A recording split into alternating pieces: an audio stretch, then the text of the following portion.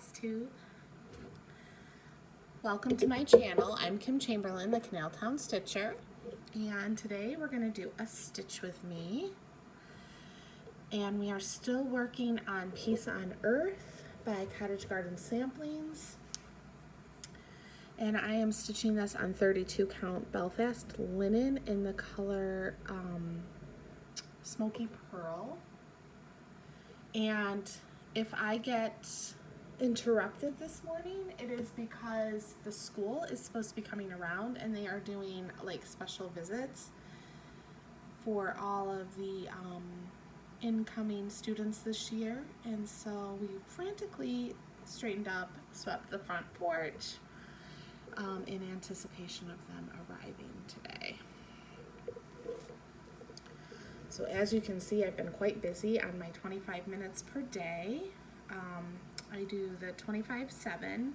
I learned this from Michelle Bendy Stitchy, but I know it wasn't her idea. I really don't know whose idea it was, but I did get it from her. So what I do is I stitch for 25 minutes on this piece every day, and I will stitch on it until it's complete. And it is almost done, in the essence that I just have 2 snowflakes left, 2 poinsettias, and the house. The house is going to take a while, but like if you think about it in terms of motifs, you know, I've gotten quite far. I started this in May. It was during one of my mania starts. So how is everyone doing? I did hear from somebody last time and they let me know what they were stitching on, so please feel free to let me know what you are stitching on. It makes my heart happy to know that you are stitching with me.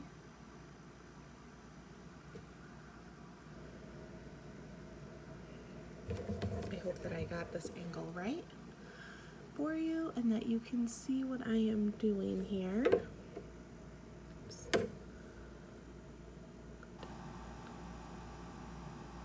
So today we are starting our first poinsettia, and I am stitching this with all of the called for DMC threads, except for the white I'm doing in 5200, B5200.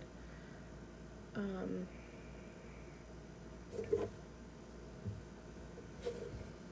hope that you can see this okay. I'm gonna have to move this. Oops. Sorry guys. Just adjusting my light so I have a little bit more light on it.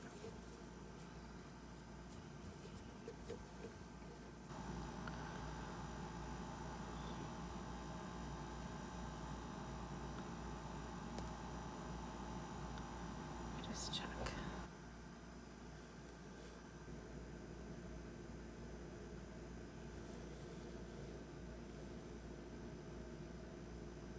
There it is. I apologize that it's upside down. It was upside down the last time. I don't know what else to do to fix that. Make it so that I guess I could stitch on it so that it's the other way, but I don't think I'm going to be able to do that. So this week has been a long week. Let me tell you just a little bit about it. So I was exposed to COVID, and you know, I didn't have to quarantine because in my state you don't have to quarantine unless you are unvaccinated, and I am fully vaccinated. But I still felt like I was, you know, I was exposed, so I was feeling very, you know, torn about whether or not I should continue to go out. Inadvertently, it led me to a panic attack that, you know, was pretty bad on Saturday, which was my birthday. So happy birthday, Kim. Have a panic attack. Which ultimately led me to get a COVID test, which came back negative. So ever since then, I felt a lot better. Just a lot more relieved. I feel like that's not it. Let me check. It just felt a lot of relief from that. So today I'm going into my classroom. I have so much to do, guys. I am so sorry if this is all jiggly and wiggly and, if you can't see. I will make sure to keep moving it so that it's in your range of video. Oops, wrong way. It's very awkward too because I'm stitching like on my desk, and I don't normally stitch on my desk, but because of the way that this looks. So yeah, that was not fun. We were in Saratoga Springs, which I have never really been to Saratoga Springs before. I mean, we've driven through, but we've never been there. And it was really disappointing because it really ruined my birthday. But thank goodness for my supportive husband. We ended up eating takeout and watching TV on my birthday instead of doing what we had originally planned to do.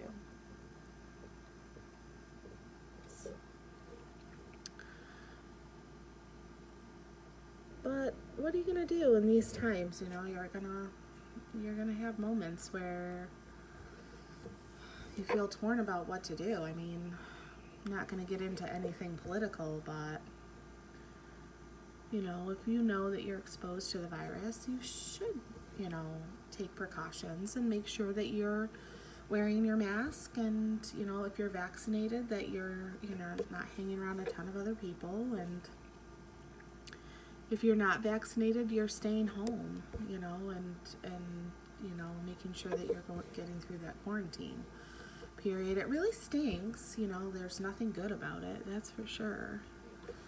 But I just, I think that what really led to the panic attack was like we were sitting on the sidewalk in Saratoga Springs, and I saw all these children, and I thought, none of them are wearing a mask. They were all old enough to wear a mask, but they were all too young to have had been vaccinated. So I think I just kind of got overwhelmed with the idea that I might spread COVID to one of them, and that would be terrible. I would feel so horrible about that. So, but after getting tested and finding out that, and it was not a rapid test, so it was a regular, 36-hour test, and finding out that I didn't have COVID really eased my mind and helped me to feel a lot better about where I was. And now I'm well past the 10-day mark. So, and I tested negative just a day ago, so I feel pretty certain that I'm okay. So, on to something better than this terrible news. I have started thinking about my plans for September and decided that I'm going to do a no new start September and just work on some of the projects that I've already started. And so now I'm going through my projects and trying to figure out what I want to finish. There's definitely some Halloween pieces that I would like to finish. I'm going to finish my my Halloween sampler that is my own design, so I'm going to finish that and try to put the model picture on my Etsy shop, because that is right now currently for sale at the Canal Town Stitchery on Etsy, and the model is coming out so well. I'm really, really, really pleased with it. So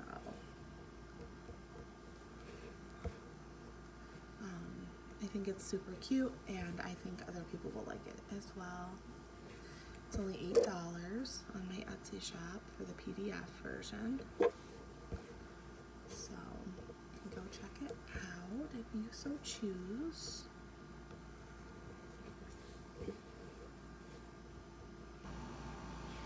So last time I did a Stitch With Me, I told a story about my mom, and so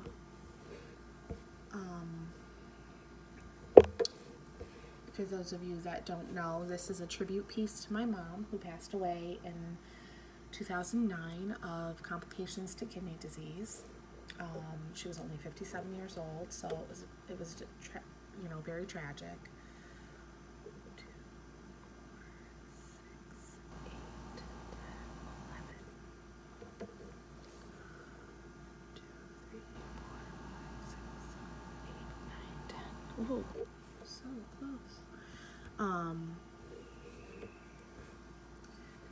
But I live on 19 acres, and I see a lot of cardinals, and so I just believe with my whole heart that my mom is with me every time I see a cardinal. So I am a sucker for any cross stitch pattern that includes a cardinal, because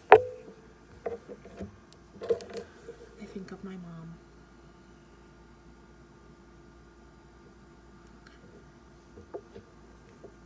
But today I thought maybe I would share a funny story about my dad from my childhood. So we grew up in a little town in New York called Honeoye. And Honeoye has a lake, Honeoye Lake. And, oh, hang on a second.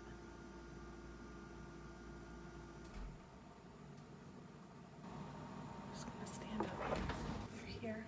You might be from school.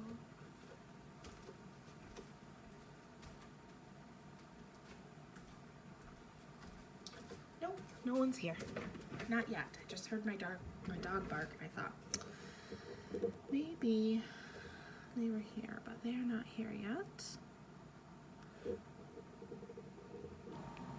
So anyways, we grew up on the lake, and we were pretty fortunate because where we grew up was in a mobile home park that was right on the water. And at the time, you can't do it anymore if you live there, but at the time, we were allowed to swim down there, we were allowed to fish down there, and in the wintertime, we would go ice skating down there. Well, one time, my dad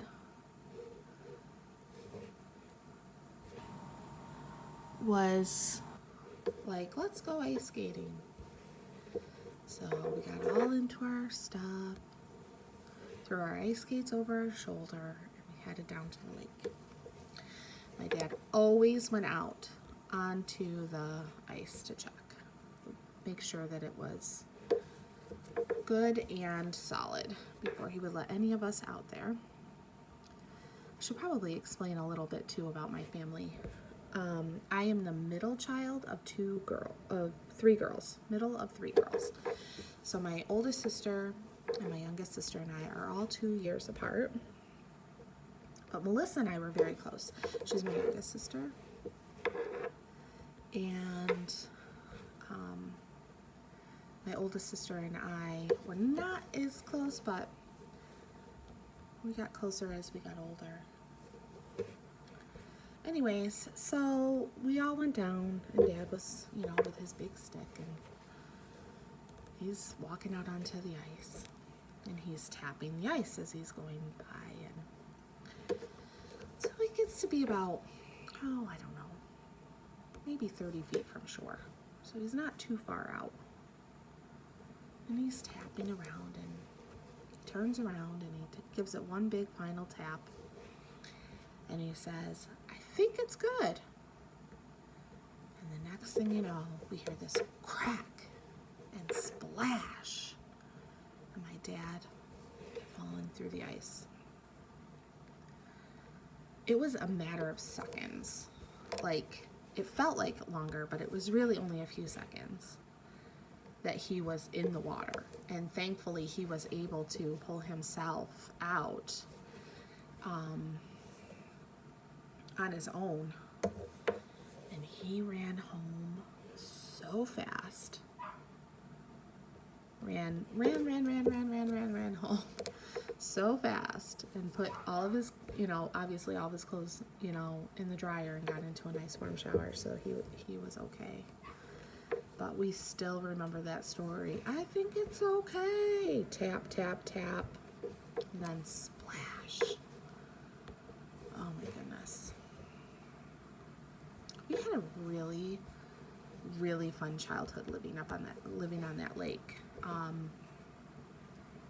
From swimming and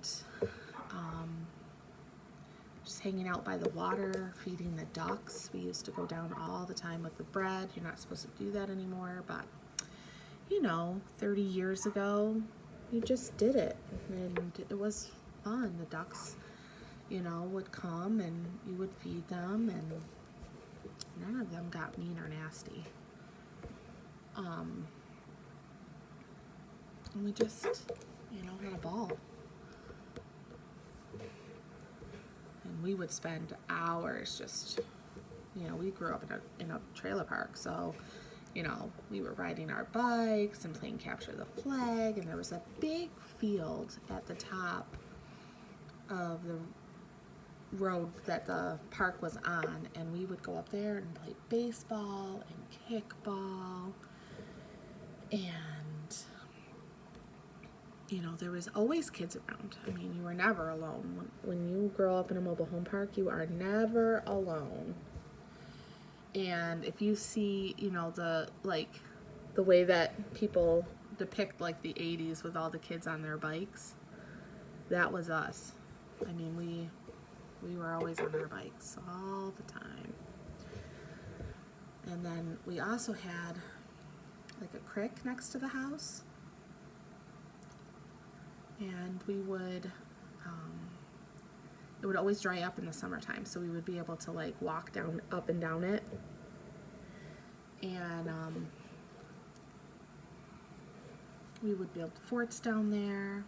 And across from the creek was a field that was all overgrown and was like turning back into a forest. And my sister and I would go in and we would pick wild raspberries. And that reminds me of a time. It's really not a funny story, but like looking back on it, it's like a whoa, thank goodness story. But my younger sister and I were picking raspberries. We had a Kool-Aid container, or not Kool-Aid container, Cool Whip container, sorry. And we were picking the raspberries, and she stuck her hand into this raspberry bush, and the next thing I know, she was screaming, like blood-curdling screams, and she pulled her hand out, and it was swarmed with bees. She got stung at least 7 times on her hand. Every knuckle was stung. It was horrible. And of course we're in that, like field that's like full of like wild bushes and stuff, so getting out was tremendously difficult. Oh my gosh, she was so lucky that day. I was lucky I didn't get stung once. We ran out of those woods. Mom was running to the door. It took her so many days to heal. She was the athletic one of us. So anytime there was a kickball game, she would be one of the first ones out there. I was the bookworm in the family. I preferred to sit and read. Plus, nobody ever wanted me on their team because I really couldn't run. I could, but I was not a fast runner. Nobody wanted me on their team. I was always the last one to be chosen. I didn't mind because I really didn't like playing anyway, so it was totally fine with me. But the same was true for like our hide and seek games. We used to play on teams. Nobody wanted me on their team. That's because, for one, I was really bad at finding a good hiding spot. And two, I couldn't run. So, like, the whole team was supposed to make it to safe. And I could never make it to safe on time. I was always the first one out. So sometimes I would just go inside and not tell anybody and read. And then my sister would come in and she would say, "Why did you leave the game? We were out there looking for you for like a half an hour." I'm like, "Well, if you can't find me, just come look for me in here. This is probably where I am." Oh.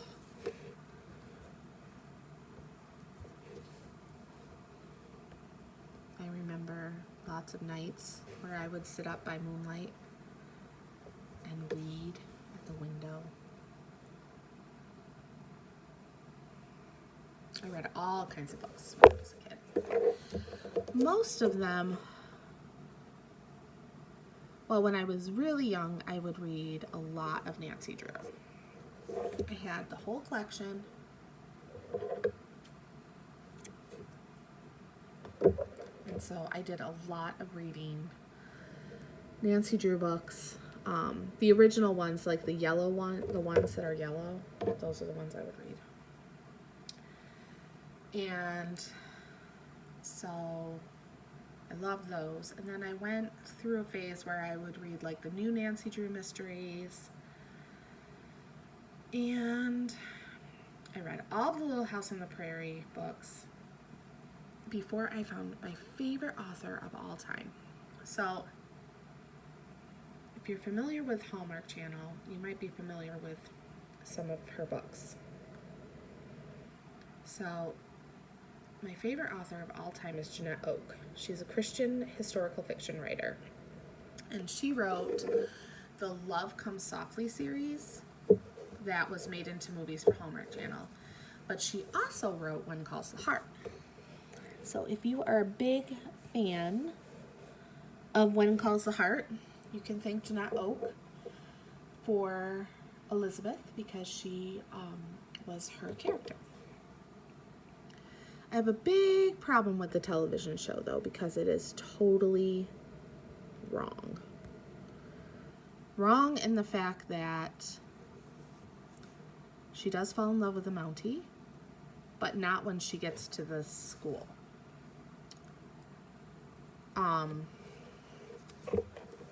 Well, yes, when she gets to the school, but she's in a very, very, very northern town, but it is not a mining village. It is actually a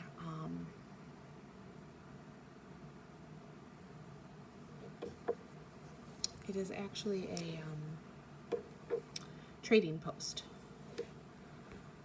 for like furs and things like that. And she meets this Mountie, and his name is not Jack. His name is actually Wynn, which I think is a way better name than Jack. His name is Wynn. W-Y-N-N. Anyhow, Wynn and Elizabeth fall in love with each other, and she ends up, they end up getting married, and she ends up going to a further up north town where she is like the only white woman. Everyone else is indigenous, and she doesn't speak their language, and so she has to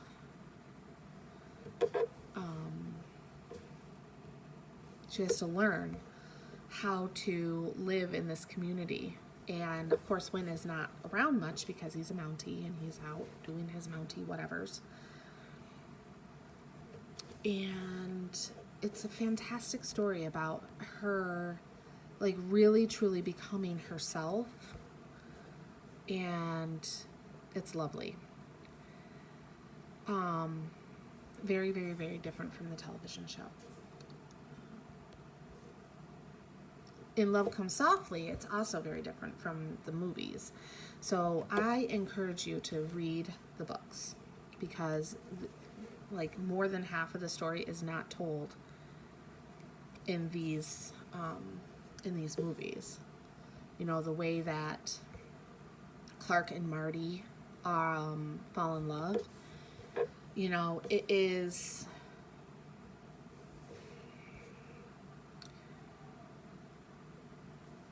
not as easy as the movie makes it seem. And it wasn't nearly as dramatic as it was in the movie either.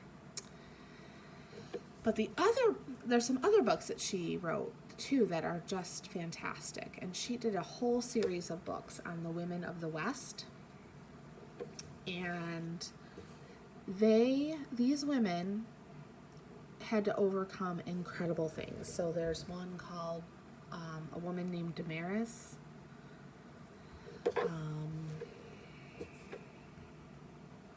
There's one called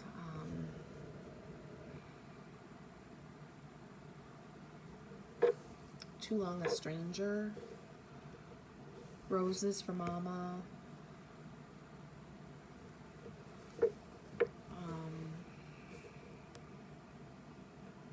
Oh my gosh, there's dozens of others.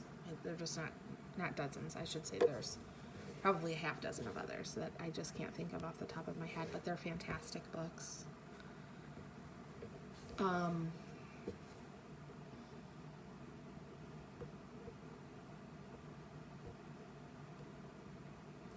else?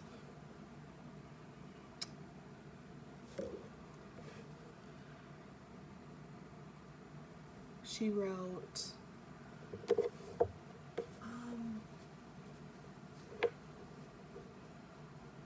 a lot of other stories. She was fabulous. Christian writer, so there's a lot, of that in it, but that's okay, The story itself is so beautiful. They're definitely worth reading. Oh my gosh, she wrote one about a girl who came from Ireland in an arranged marriage. That one was really good. So then after I read all of those books, because of course once you start reading, an author and you start going through and reading all of those, then I was kind of growing up and I got into Danielle Steele. Now I'm 43 years old. So back when I was a girl, they had made some of her best stories into movies, and they did such a good job with some of these movies. So like anything, if you're familiar with Danielle Steele and those books from kind of the 80s and 90s, you would know like Jewel, which is a phenomenal book. Daddy, Heartbeat. That movie had John Ritter in it. The Ring. That book is about a German woman who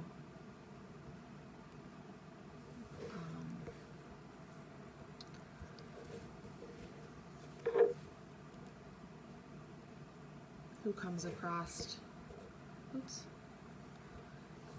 during World War II, and it's really good. Follows her story. If you're familiar at all with like the story of the Romanovs, she wrote a book that Melissa Gilbert and Bruce Boxleitner were in the movie. Give me a second, it'll come to me. What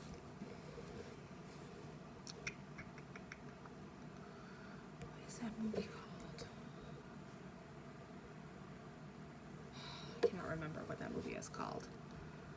And there was another book called Kaleidoscope. That was really good. She did a book about the Titanic sinking.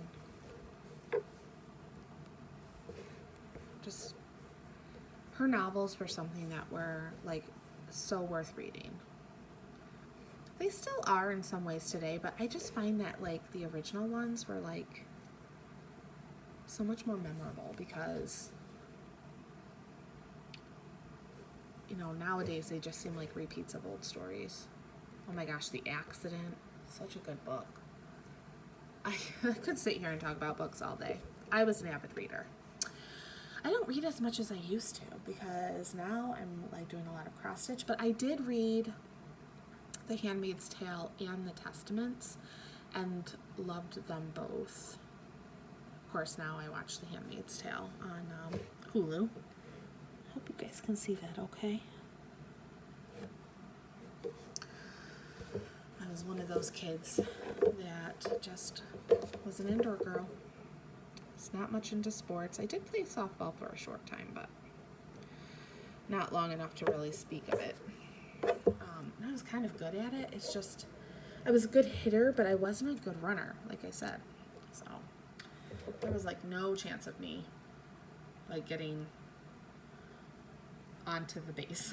It was so bad. I was so bad at it.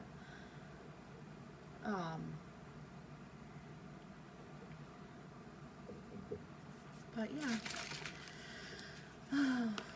my time on the lake. My parents, we didn't come for much money. Obviously, we lived in a mobile home park, but they made the best of it, and we had so much fun. And, you know, like, I know that there are a lot of people out there that have to overcome a lot of challenges. And we were, you know, some of those people, you know, like my sisters and I, we had to overcome some challenges, you know, like my mom got sick. So when I was 14 years old, well, a little before I was 14, probably around the time that I was 12, my mom became ill, and she ultimately had kidney failure. I cannot remember the name of the disease right now, but she had to go on dialysis, and my parents decided to do peritoneal dialysis, which is where they actually like pump your stomach full of the fluid, and it actually like cleans out your blood. And she did that for a little over a year, and we had to become, you know, like my sisters and I, we had to become the housekeepers, and we had to take care of her when she was sick and she couldn't get out of bed, or, you know, if she needed help moving something because she wasn't allowed to lift anything heavy. And she was a tiny, tiny woman, so when she was sick, she, you know, she looked frail even though she was young. I mean, she was not even 40. Just a little over 40, actually, when she was diagnosed. And that was tough. And, you know, my dad had to work. So, you know, he provided, you know, the best that he could for us. But it wasn't easy for them. And I'm thankful every day for them because they fought really, really, really hard for us. When I was 14, my mom had a kidney transplant, and it was fabulous because she really did well with that kidney for a long time. And we were blessed, very, very, very blessed that she was able to keep it for as long as she was before it went back into kidney failure, because they usually, like a kidney usually lasts about 8 to 10 years. My mom had hers, let's see here, I was 14 going on 15, and it started failing when I was 28. It's like 13 years.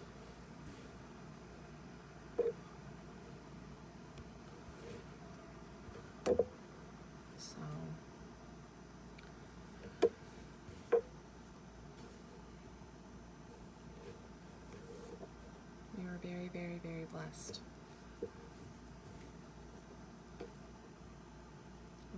lot for my dad.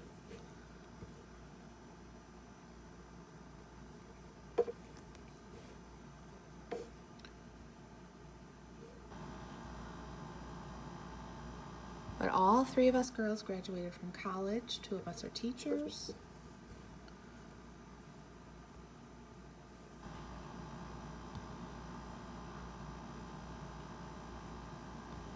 And we are all living a very, very blessed life now. I do not take anything for granted, and I tell my kids that too. I'm like, there were days that I would come home from school and there would be nothing in the cupboard except for a jar of peanut butter. And I would just take a spoonful of peanut butter and I would just eat that. And my kids come home and there's yogurt in the fridge and fruit. Cheese, pepperoni. And I'm told, there's no food in the house. Like, you don't understand what it means to have no food in the house. Let me tell you.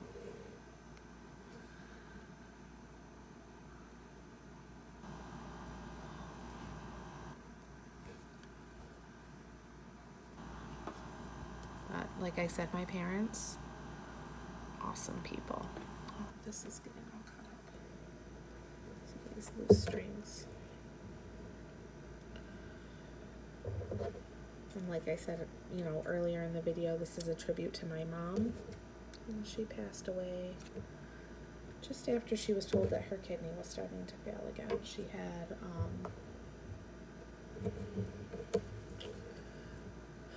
just a series of infections that, you know, just they made her very, very, very weak.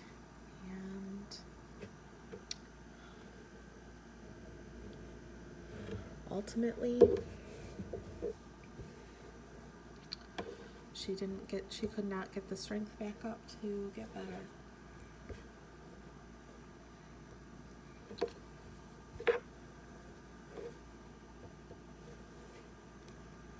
So, count your blessings. If you still have your mom, make sure you call her every day.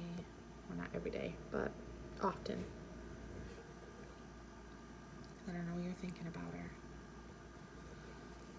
Because there could come a time when you want to call her and she won't be there.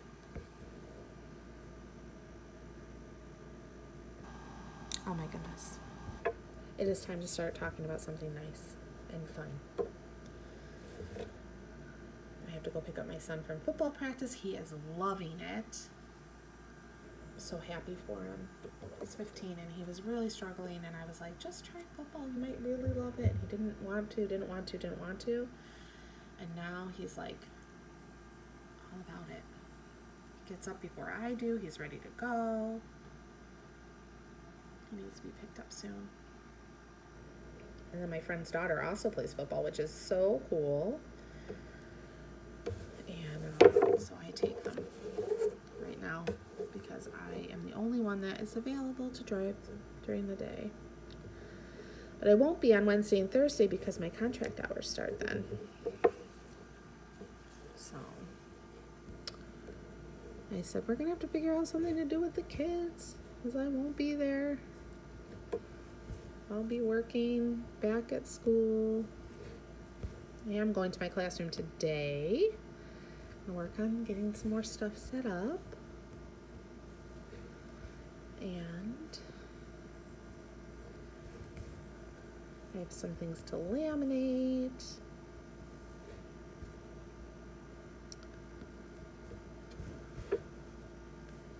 And then school starts a week from Tuesday. I know that's late for some of us. I know some of you out there who teach already started. Hope your year is going well. We are required to wear masks and do 3 feet social distance, but 3 feet is better than 6 feet. And I get to have my table back, so I am so happy about that. I cannot even tell you how hard it is to teach 3rd grade small group lessons and not have a table to use for that. So So they're so squirrely at this age. You know, they're 8. I've got 2 kids coming in this year that are 7 years old. They turn 8 the first month of school. It's crazy. They are little guys. They're little people. They need a table. They can't sit still. I don't know what we're thinking. Oops. It's all going swimmingly until you get a knot. Actually, I can just pull it out.